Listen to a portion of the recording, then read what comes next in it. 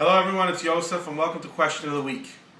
The question of the week is, do you fear being ordinary? What do I mean?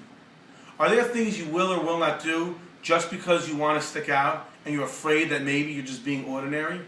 Of course, every human being is unique. Each one of us has a God-given mission and purpose. No two people are the same. But the question is, do you fear being ordinary? Will you not take a 9-to-5 job because it's regular and boring and you don't stick out? Will you only go to parties where you're the life of the party, but if you're just going to blend in and be a participant, you don't like to go? If there's a conversation, you want to make sure you always have something to say because you must be heard. You're not just ordinary. You're not just a regular guy. You have an opinion. Do you fear being ordinary? Are you afraid to get into a regular relationship? Are you afraid to dress just like everybody else, unless you stick out in the way you dress?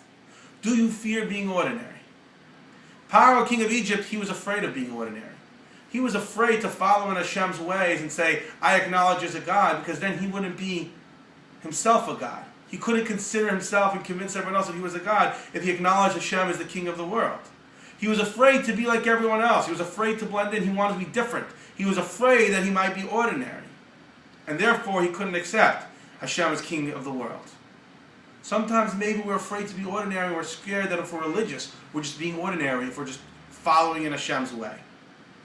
Do you fear being ordinary? I look forward to your answers. Have a good Shabbos.